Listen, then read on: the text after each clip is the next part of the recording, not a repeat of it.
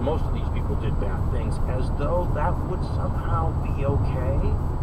Remember, if Jesse Washington had faced legal justice for the crimes he's supposed to have committed, he would have been hanged. Simple hanging, right? But he wasn't. Historian Amy Leesman describes the Jesse Washington situation this way, quote, "The 1916 lynching of Jesse Washington in Waco, Texas, stands as one of the most widely known and scrutinized lynchings because it, in many ways, typified the grotesque excess of spectacle lynching.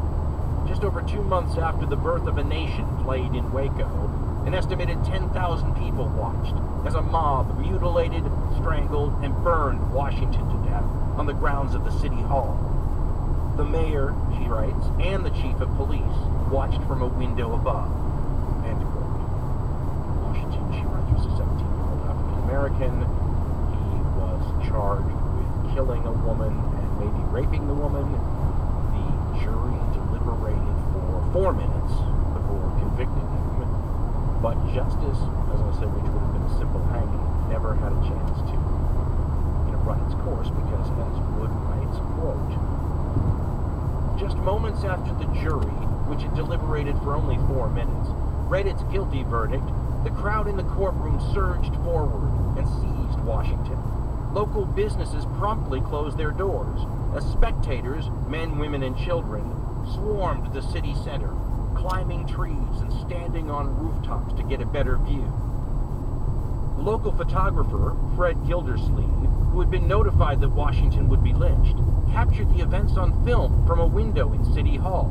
Afterwards, his images were sold on the streets of the city, along with body parts and other grisly remnants from the day's events." End quote. Folks, this is not early modern France, which is shocking enough. This is 20th century, Main Street America. And if you go look at the photos which were taken of this lynching in progress, you can see why they turned out to be so galvanizing in the anti-lynching movement. Because you look at it and you are staring into a time machine.